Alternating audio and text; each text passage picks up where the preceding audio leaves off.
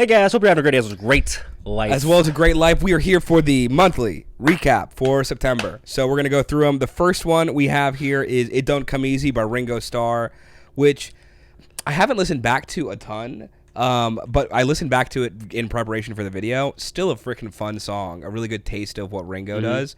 The top comment on this is by John Hughes. And he said, Ringo has the sole writing credit for the song, but it's a poorly kept secret that George Harrison actually wrote it. Kindly gave it to Ringo for him to take full writing credit in order to help him establish independence from his former bandmates. That's freaking dope and cute and wholesome. Yeah, one of the other comments, too, is like, there was a lot of falling out in the Beatles, and one of the people that never got fallen out with was Ringo. He was just beloved by kind of everyone, which, so freaking cool. He does seem like the sweetest, most wholesome one. Yeah, definitely like neutral at worst character. Yes. Almost no matter the situation, probably. Yeah. Like, especially we saw that, what was the Beatles thing we saw, the movie that we did on Patreon? It was Hard Day's Night. Hard Day's Night, and like his character on there, like it seems like he's portraying himself. Obviously he is, but like his personality seems to be that he's just a sweetheart. Like I feel like he bakes muffins for like random Sundays for his friends. Yes, Yeah. he does do that. For the All-Star Band, man. Yeah. And the next song we hit in the month of September was Peace Sells from Megadeth. You showed me that song. One of my favorites. Freaking banger. Yeah, that's like my favorite Megadeth album, and super fun to be able to show. I can't believe I haven't shown it to you in all my years knowing you. Because also the political themes of it are super cool, and I thought you'd dig it. I think you did. I definitely did. Okay. I don't remember what you rated it, but I thought you rated it pretty good. Probably very appropriately to it. I forgot to rate it also, but I had a great freaking time listening to it. We had a cool comment on here from Jack Rabbit. These kinds of themes will reoccur in their work again and again and again. Megadeth really hits the nail on the head in a very consistent voicing and messaging that truly sets them apart. Check out just about anything off Rust in Peace. The album is immaculate in all caps. Oh, you love, what's the one? Oh, is it not Holy Wars? It's the other one. Hangar 18. Hangar 18.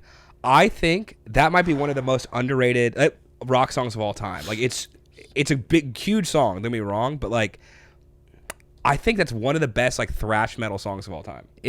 I haven't heard that much Megadeth. From what I have heard of like a couple songs, that's my favorite one, like by far. Part of it's from it being Guitar Hero 2 and nostalgia, but also you have like 10 guitar solos, two guitarists going back and forth throwing the ball, and it's just freaking sick. It's awesome. And the lyrics are dope, like the vocal tone, it's just military intelligence, 2 words combined that doesn't make sense or whatever. Yeah. Like great lyrics. Great lyrics. Just dope. Dude, Love Shack is the next song. Sweet.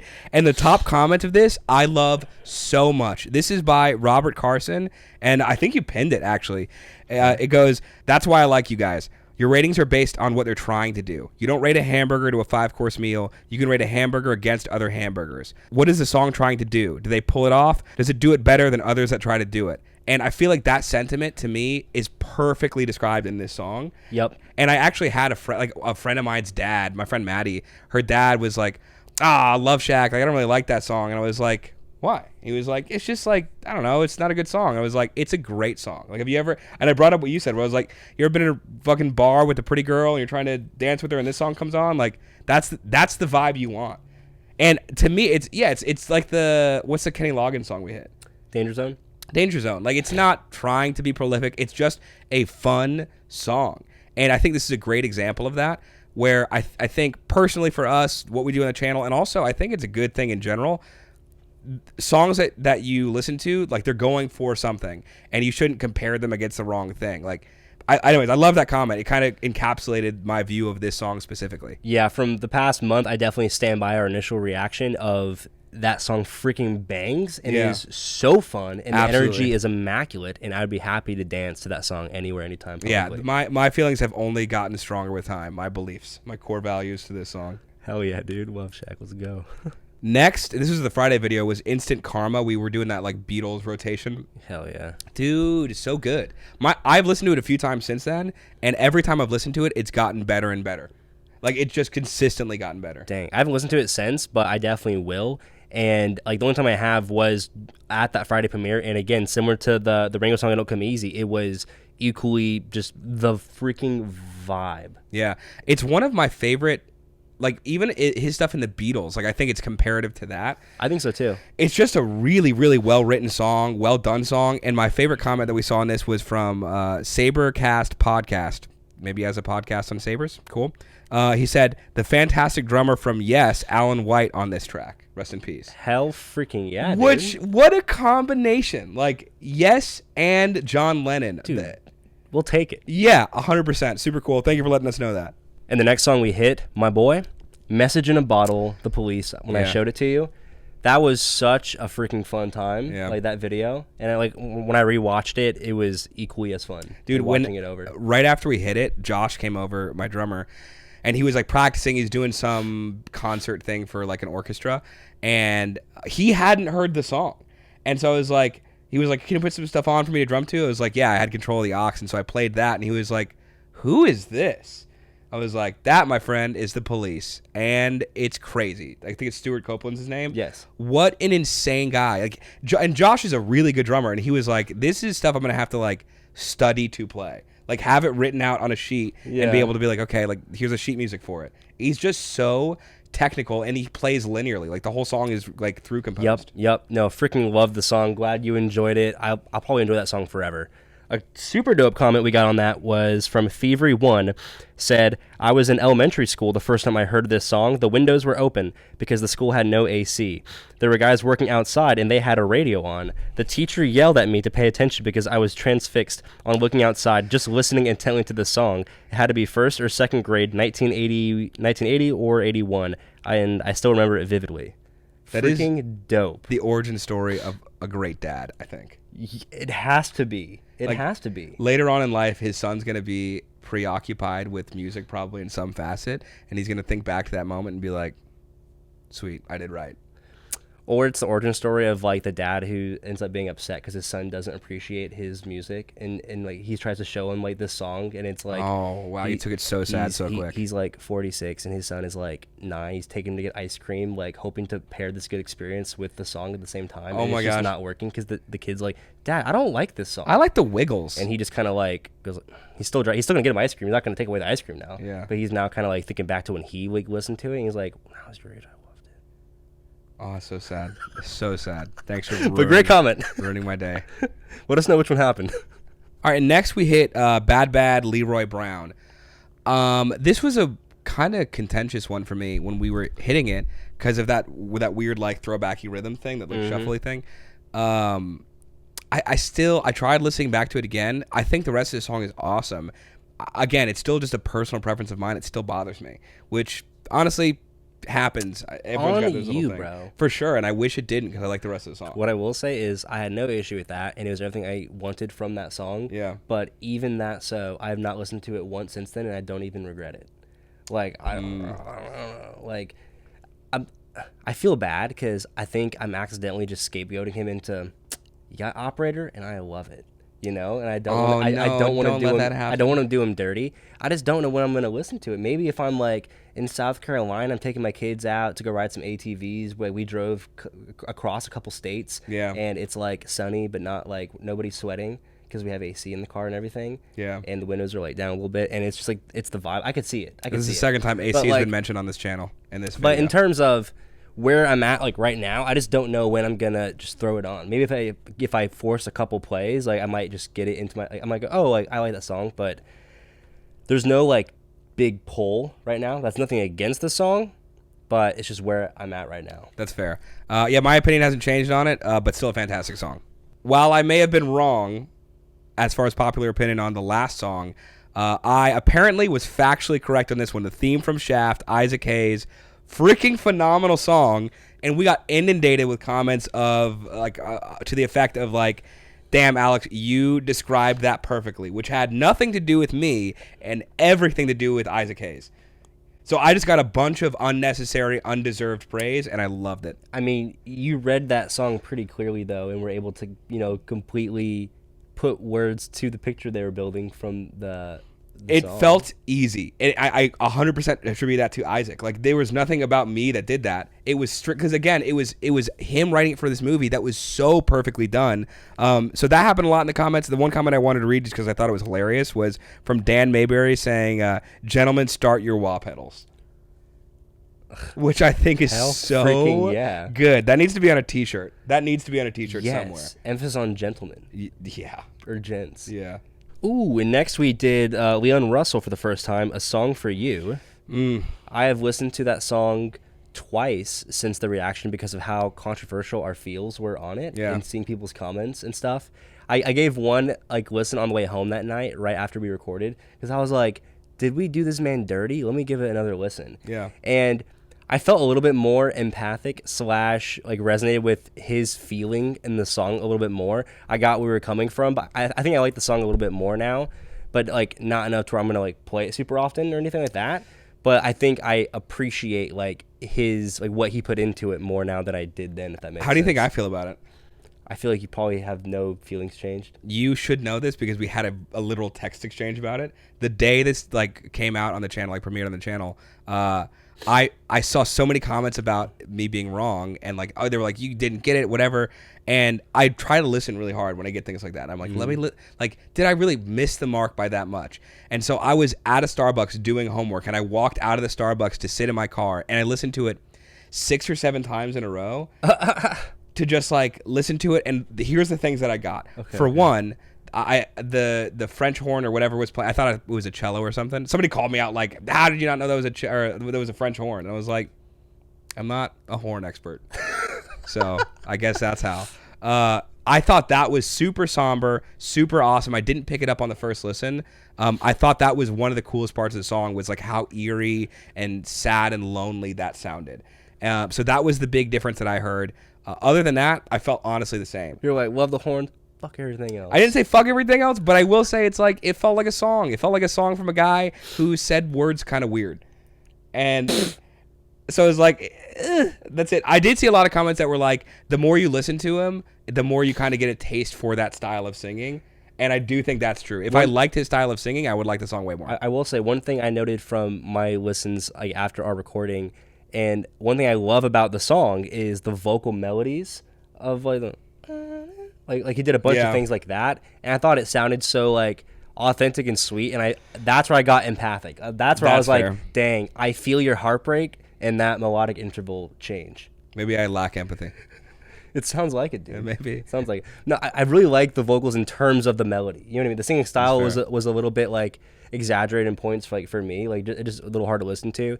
But I think some of the melodies that he brought in there just felt so ear candy / hit the heart a little bit. Yeah. But yeah. I will say I did my best to do my due diligence. I really did sit down and listen to it for a long time. And I also referenced other songs that I was old Delta blues singers who I was okay, is there maybe it's the minimalism of it? And I listened to them and I was no, I'm getting a different feeling from them. Anyway, so I tried my very best and I still feel the same. So, you wrote 2 research papers. Yes. Interviewed a couple doctors at the university. Yeah. And, peer reviewed the study and apparently and now there are more questions than before. There always are. Next was Lights by Journey. This is the song Adam showed me, also the genesis of Freedom Shack Radio, which is really cool. Hell yeah. Really freaking fun. It was a fun time to have Adam on the channel. Say hi to Adam for me. Hi, Adam. Yeah. So great song. I've listened to it a couple times actually since then. I want to do more Journey. That was kind of my take on it. Did you listen to the song? Dude, I say this a little lower. I was on the toilet. And I watched the video of you and Adam, and I got so jelly because the song was so freaking dope. Dude, okay, so into the future, this is, foreshadowing. I was also very jelly when I saw your reaction. Oh. But yeah. Great song, man. I want to hit more Journey. Dude, yeah, absolutely. Oh, hell yeah. The next thing we hit was freaking Chicago, Make Me Smile. Also beautifully titled by yours truly, Some Tasteful Chicago on a Wednesday. Great video title. Yeah. One of the best in recent history.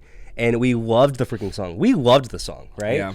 But the biggest comment that I saw repeated through the comment section, all that day, and it made it hard for me to sleep because of the comment that I kept seeing. And it's that we did a way shorter version. Oh, I did see that. That apparently cut out a freaking gnarly guitar solo. I know. So maybe on on a live stream or something, we should hit the whole songs. I'm definitely trying to hear it. Yeah. I'm trying to hear it. Yeah. And I could do it in my car ride home. I could do it. But I feel like some people at home might be a little sad and want to see. Yeah. And I feel like that would be a great time on a live stream or something. That's probably a great way to start a live stream while everyone's getting into it. Yeah. That's what we should do when we hit the correct version as people are coming in. That's I what can we see need. that. We got to make sure we do it on a stream where it starts in the early afternoon. Like Yeah. it's still sun out because I mean, make me smile. It just makes sense. It does we make need some sense. sunshine. We got to like knock a hole up there, get a little bit of rays in here. Yeah. But no, that was a freaking fun song. Okay, so next was "Suck My Kiss" by the Red Hot Chili Peppers, which I think it's the most recent song we've hit on the channel besides like modern music shares. Mm-hmm. Awesome! It was so good. I listened to it twice that day, and I think I was going to the airport at some point recently after that, and on the way there I was playing the song. Dude, I had such like an internal drama happening when it was the live premiere because so many people in the chat were like, man, this song sucks or blah, blah, blah. Lies. Dude, I saw so much smack talking and I was like, what? I mean, I don't know. I could get it. Maybe you're in the times and you heard it come out and you might have been watching them on the TV like, man, there's some phonies. Or like, I don't know. But like us like sitting here listening to it, it was a freaking heater. Yeah, and here's the deal. It seems like the equivalent of like the "get off my lawn" thing, except they did wear socks on their penises, which I can see being distasteful to some and maybe making the music a little less serious. What the?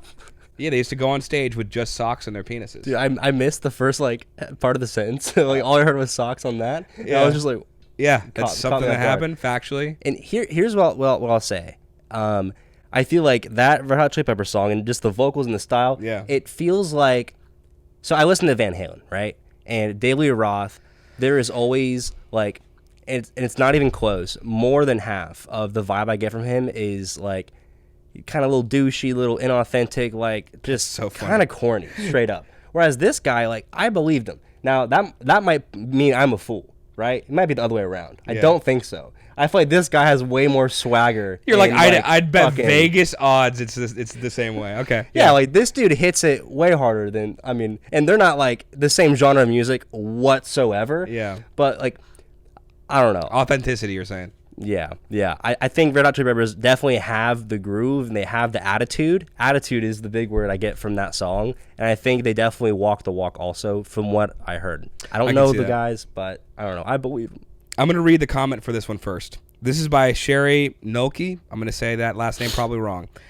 This is one of those songs you loved when you first heard it, loathed it because the radio played it to death, and now you love it more because you're reminded of what a banger it was when you loved it the first time, if that makes sense. Sherry, it does make sense. The song is My Sharona by the Knack. Dang, dude, that was so suspenseful. I know. Oh my god. I know. I told it like what's like the Tarantino films or whatever, where it starts at the end and then goes back to the beginning. Yes. What I will say about that song off the top is I had a big issue with it up front with the I like vowel just intonation and stuff. Yeah. And upon like rewatching our video for it and I gave it another listen, it's a heater and it is not actually an issue once you kind of like let them have it. Yeah. If that makes sense. I like it. It's a banger. It has I'm a gonna cool meet them guitar, a great. We forgot to mention it in during the video. I saw some comments like, you didn't even mention the guitar. I think we both like thought it, but just didn't say much about it. Yeah. But the guitar solo was very freaking clean, and they killed it. Great song. All right, guys. The next song we hit was an artist we've hit before. Okay. A long time ago. You can't be doing the same suspense that I do. You got to give us some timing. I'm going to give you some advice on this. If you have suspense, you got to leave some normalcy and then go to suspense again. We need waves. Yeah. And dynamics. I see. All right, let's cut the shit. We hit the Doobie Bros, and it was freaking awesome. Yeah. The thing was from like McDonald like kind of like range or like era where completely different vocal style, and it even felt not like disco-y, but definitely more like dancey kind of like vibe. Yeah. And I remember us both loving it. I haven't listened to it like since. I think I watched our video for it, read some comments, and watched it, and it was awesome there too. But I definitely can see myself listening to it again, and I want to check out more from that era. Now, a comment I have from the video has nothing to do with like them talking about this song that we hit here. Yeah. They're saying, taking it to the streets, and keep in mind, taken has a little thing. I assumed, yeah. 100%. Taking it to the streets should definitely be the next Doobie song you listen to if you're looking for something in this vein. Another huge hit for them. It just sounds dope. Yeah. You know, taken to the streets. I just wanted to call that comment because it just got me excited, and everyone upvoted. It has like 500 likes, so everyone else agrees, and I'm feeling like riding that wave. So You're going to be the first to know then? Yeah, that's going to be the next Doobie Brothers song we hit. And if we don't, then we lose the channel contractually. I'm like, write that down. Yeah, I know. It's going to be important. Hell yeah. Dude, what a sweet comment. So this song is Bittersweet Symphony. It's the last song we hit for the month by The Verve. This is by Scott Klinger. He goes, I'm a 66-year-old man, and because of that, I always know the songs they rate until this song. This song blew me away. I'm so glad they rated it. I would have definitely rated this an S. Fucking awesome. I think it means now. I now have a new song to add to my music list. That's what I'd like to see. Hell Just yeah, dude. Awesome. Like, because I feel like, it's easy to like fall out of new music and kind of miss it cool or important stuff. Because there's a lot of shitty music that does come out. And there's also a lot of good music that comes out that you're just like not there to listen to it. Like you're busy with something. Yeah. You know what I mean? So really, really cool. I just thought that was an awesome comment. I think we both loved the song. It was a great song. Yeah, I listened to it, like I think it was a premiere or something. I definitely watched it there and the live chat, the vibes were immaculate then too. There were definitely people who were like, oh, overrated. But you're going to get that when you have a song this freaking massive. It is a massive song. But the vibes were immaculate that day, and I listened to it a couple times in the car driving, and similar to the one song by Tears for Fears, like Everyone Wants to Rule the World, I listened to that song. Side note, listen to it almost every time I get in the car and I'm driving like a distance, like above 20 minutes and I'm by myself, I'm playing it, because whether it's sunny or it's night out, it's insane how much just good feeling you get. Yes, that's dude. Fucking cool. Yeah, freaking amazing. And I listened to this song, Bittersweet Symphony, a couple times, like driving around. And similarly, it's just awesome. It makes you feel good. It makes your day like that much just a little bit better. It is a really immaculate song. And honestly, it was a great way to wrap up the month. A lot of really cool songs. That's the month, man.